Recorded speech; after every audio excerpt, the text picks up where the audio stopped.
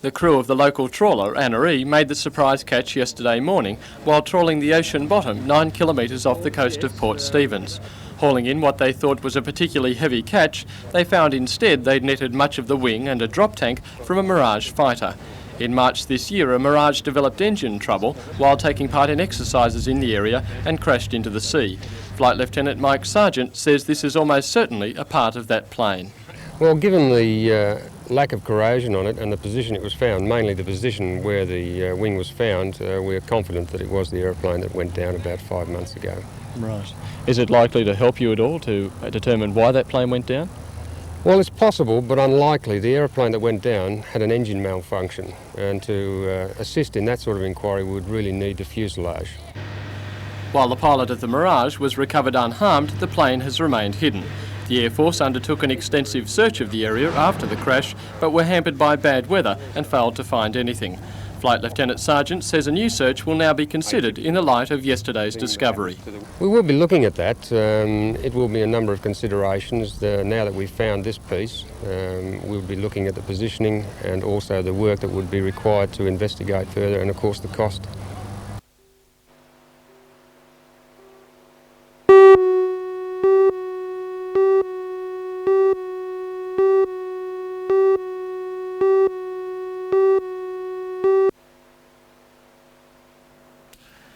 The new tax office is part of stage 1 of the Newcastle City Council's $70 million redevelopment at the Civic Centre. Those in attendance included current and former members of the Army, Air Force and Navy, and those left behind by men and women who didn't return from wars. Ex-servicemen and women at the service included those who had served in the Second World War, Korea and Vietnam. First World War Anzacs were unable to attend, but will soon be at a luncheon at the Gallipoli Legion Club in Hamilton.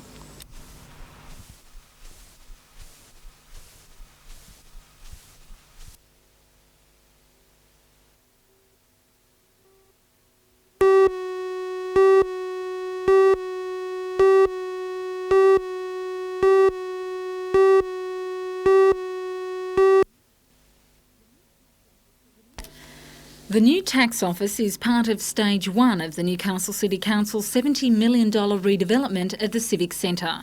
Situated on the corner of King and Derby Streets, the building will be leased by the Commonwealth for a 10-year term, with the annual rent set at $3.2 million. Expanding and consolidating its operations, the Taxation Office will employ a staff of 900 when it opens mid-1989. When the development application was first presented to Council, it did not meet strict parking requirements. Although demolition work began a few months ago, it was only last week the parking matter was finalised at a meeting of Shortland Electricity. Tavalon had approached the board, showing interest in the former Queen Street depot. When Shortland Electricity moved to its new home at Wallsend, it was thought the site might be developed for public housing. But at a price of $1.1 million, 3/4 of the land will now provide the required 171 car parks, with room for additional spaces. Shortland Electricity will still own a portion of the land, including access to Kitchener Parade, but it does expect to vacate the site by 1992.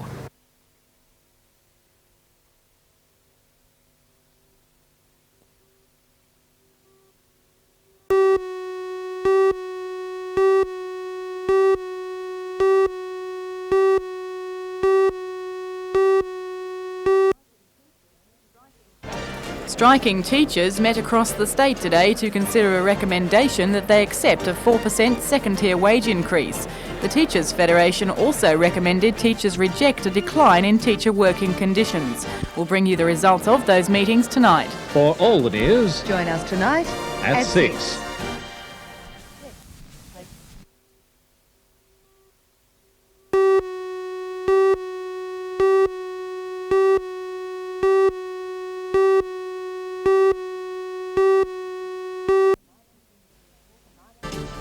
Tonight we'll bring you a report on the damage that savage winds in the area have caused. Houses have been unroofed, power lines brought down, trees unrooted, and a massive surf has pounded our shores, causing Newcastle Harbour to remain closed. For all the news, join us tonight at 6.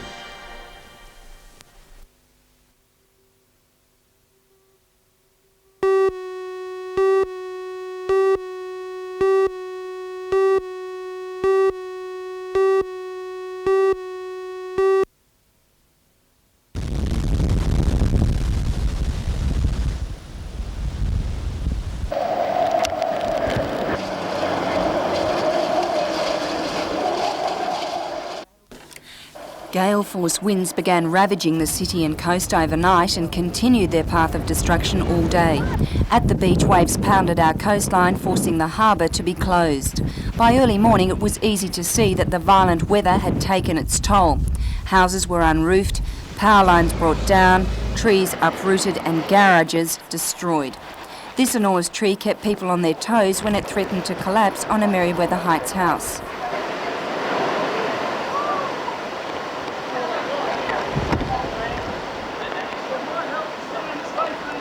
The State Emergency Service was stretched to the limit, taking calls from distressed householders who wanted to know what to do. One of Newcastle's most prominent landmarks, the Bar Beach Pavilion, was extensively damaged. A wall collapsed, exposing Lloyd Moffat's old restaurant completely to the elements. By mid-morning, the clean-up operation was well underway. Debris, such as this mudslide in Church Street, the remains of Newcastle Grammar School's basketball courts, came under the grader. Shops also took the brunt of the storm. Woolworths Variety in Hunter Street had its metal roof twisted like a can. This empty house in Scott Street was a real danger. Police feared that it would completely fall down after a large number of bricks in its outer wall crashed to the ground. Newcastle residents were advised by police to stay at home if possible. According to the Bureau of Meteorology, the winds should abate tomorrow.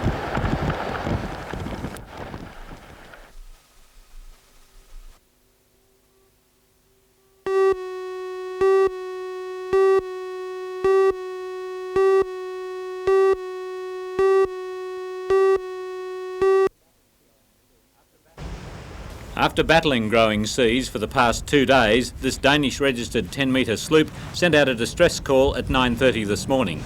At that time, the yacht, with 2 men on board, was 22 nautical miles off Nora Head. The police launch Allen, the only police boat large enough to cope with today's seas, set out from Sydney, and some 12 hours later was able to tow the yacht safely into Newcastle Harbour, over a bar which had been closed to all shipping. The police launch and yacht are now heading up the harbour to the police wharf.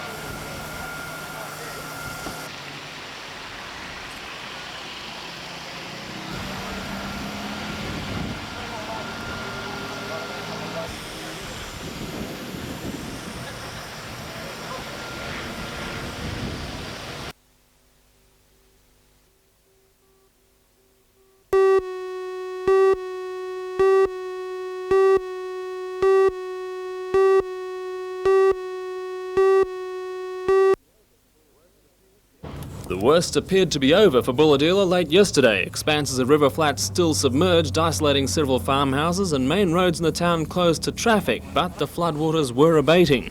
Locals say this is the worst flooding in 20 years, but the rising river stopped just short of low-lying homes. Police say damage to property is light, even though the floodwaters crept up by surprise in the early hours of yesterday morning. The unexpected rise almost spelt the death of an elderly couple attempting to drive across a causeway near Rosenthal, about 7 kilometres outside the town. Bill and Violet Watt, both in their mid-60s, were safe and well in Bulahdelah Hospital last night after a traumatic morning. They recalled the horror as floodwaters lifted their four-wheel drive off the road. We went off the causeway and sinking very gently. Tried to get the door open to get out once we got fairly well down. I got out after Bill. Yeah. And I think about 5 seconds after that, I have an idea the car was under. So I was very pleased to get out. Somehow the couple struggled to a tree, and there they battled icy water and snags, but never gave up hope. Finally, a passerby spotted them. He'd come down the bank and try and talk, although we couldn't hear him for the roar of the water, really. And then he would go up the bank and look, see if the police boat was coming. Well, how did you feel when you saw the police boat coming? Just made our day. Wonderful. The most beautiful sight I've ever seen, I think.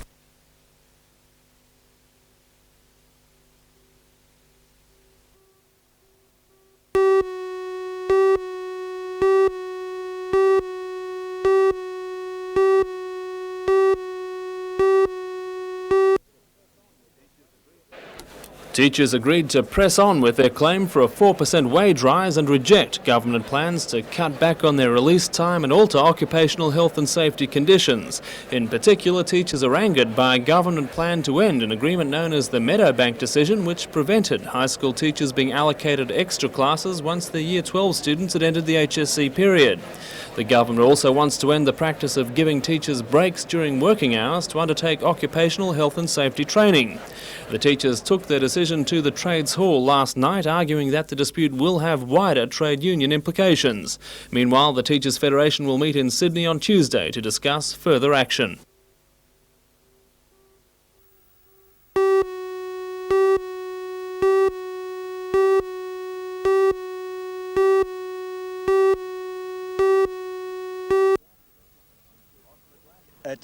Ross McGlashan is one of few people in the world who knows what it's like to travel at over 500 kilometres an hour without taking off. His car, Aussie Invader, is powered by a Westinghouse jet engine. It's one of 6 military engines salvaged by Ross to power him to phenomenal speeds. But there aren't too many tracks that can handle a supercar, so Ross has had an idea. He's turned all that thrust into possibly the world's biggest blowtorch. Roscoe gave us a preview of the show he'll be putting on for audiences at Newcastle Motordrome tomorrow night when the circuit celebrates its 11th anniversary. It's simple enough. Ross chains the Invader to a car wreck, then hits the afterburner. The effect of over 12,000 pounds of thrust is quite a sight.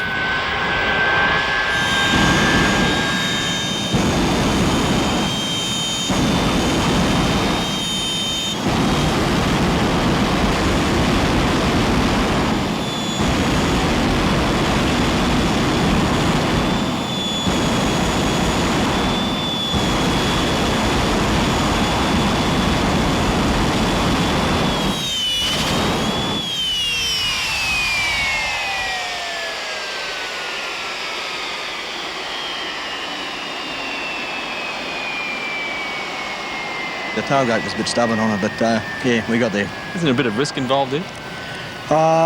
It's a little bit of a worry here with as you can see, with shrapnel coming off the car, and it's very hard on the jet engine itself.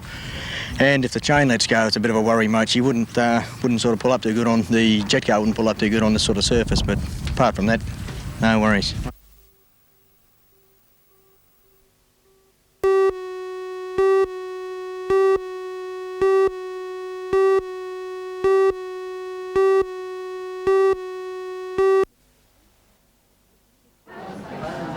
It's the first time such a seminar, attracting representatives from 30 countries, has been held in Australia. Newcastle was chosen as the venue because of the joint project now underway by the CAE and the Van Leer Foundation, which is researching the needs of families with young children in caravan parks. At City Hall tonight, the Governor-General, Sir Ninian Stephen, officially launched the week-long conference. Topics for discussion will include early childhood education in remote and disadvantaged areas, and it's hoped ideas from other countries will be exchanged.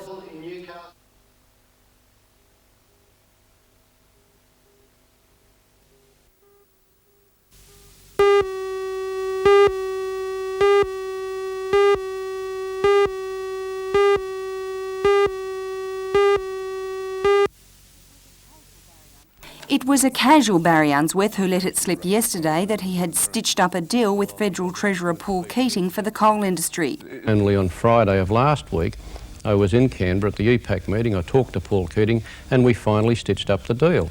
But the deal is nowhere near the $100 million that Mr Unsworth originally sought from the Prime Minister when he spoke to him earlier in the year at Kirribilli House.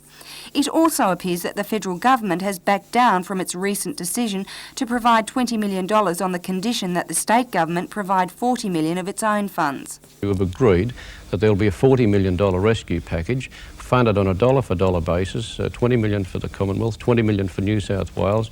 The money will go to those mines that are producing efficiently, and also those mines that will be able to assist us to transport the coal efficiently. Mr Unsworth denied that the package was just a ploy to win seats in the Hunter Valley in the forthcoming state election. It's not pork barrelling at all. What we're seeking to do is to create circumstances where we can improve efficiency. Now, the miners and the mine owners have been doing that through the negotiations, and we can do that in terms of transport through improved efficiencies on the rail system.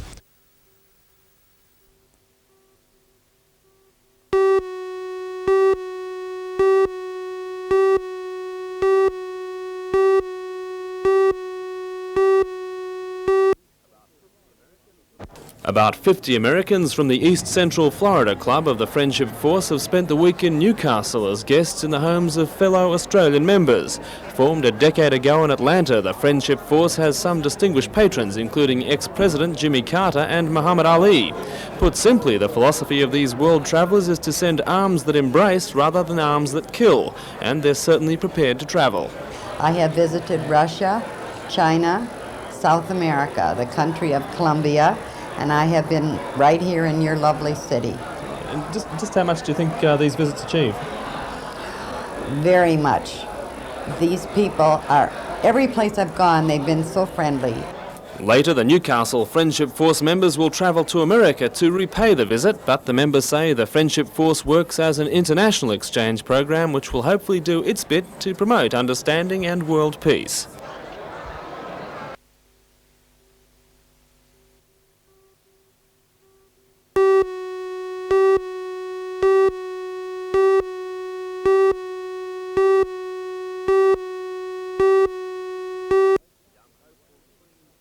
Young hopefuls were putting in some late practice on the waves of Newcastle Beach yesterday in preparation for today's Coke Surf Trials. This is the big one for up-and-coming chances in pro surfing. A good result here means they'll be able to pit their talents against the top seeds in the BHP Steel International on Thursday, and that includes some world-recognised names. Coordinator Nat Jeffrey says the waves have been excellent, not great quality, but just the thing for competition surfing. They've been consistent. Swell stayed with us, the winds have been reasonable, a little bit strong in the afternoon. And of course not all the preparation has been on the water. NBN's camera crews spent the afternoon setting up cameras to cover all the action of the next few days of surfing excitement leading up to a live telecast of the weekend's events.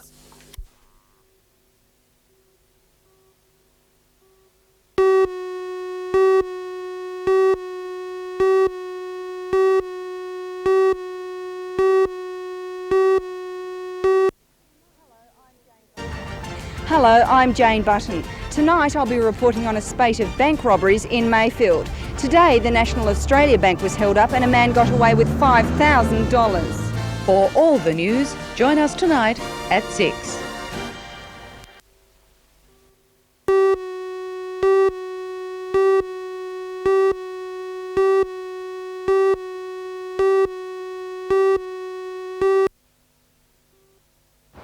$150 new cases of melanoma are reported in the Hunter each year. According to one study, 2 million Australians have precancerous sunspots, while 938 of every 100,000 develop non-melanotic or non-pigmented skin cancers. John Stevenson was diagnosed as having melanoma 5 years ago. A 2.8mm deep melanoma, about the size of a fingernail, required surgery, leaving this scar and requiring 12 months of chemotherapy. He organised a public meeting last night to form a steering committee, which it's hoped can raise $40,000 a year to employ a researcher at the Newcastle Melanoma Unit at Wallsend Hospital. He says research could prove the Wallsend Unit's work is superior to that anywhere else in the world, with a 90% success rate compared with an average 60%. He says patients' case histories should be researched to show what Wallsend is doing right. Everything relates to the depth of the melanoma that they had. It can be malignant even at 0.3 of a millimetre, and once it gets up and around about the 4 millimetre bracket, it's very, very serious. But even in that capacity, they've been successful in saving people's lives. And there's that, and there's the amount of flesh that's been removed. There's the place from which it was removed, the type of chemotherapy they had, the effect the chemo had on them, the result that in the ultimate end, and these are all statistics that need to be all put into statistical and on a computed form. It's National Skin Cancer Awareness Week, and the State Cancer Council says the amount of ultraviolet radiation received during childhood is linked to the incidence of skin cancer in Australians later on. It's urging parents and teachers to play a greater role in protecting children's sensitive skin. Regional Director of Education Alan Beard supports the idea of parents planting trees at schools to provide shade. I have to admit that some of our schools with more congested playgrounds have had to retain paved surfaces because it's just not possible to have grass, say, without it wearing out, and they have less space to have trees, and so some schools have less than others. But you'd be hard pressed to find a school that hasn't got a shelter area or a shady veranda or spreading limbs of a tree for children to be comfortable underneath.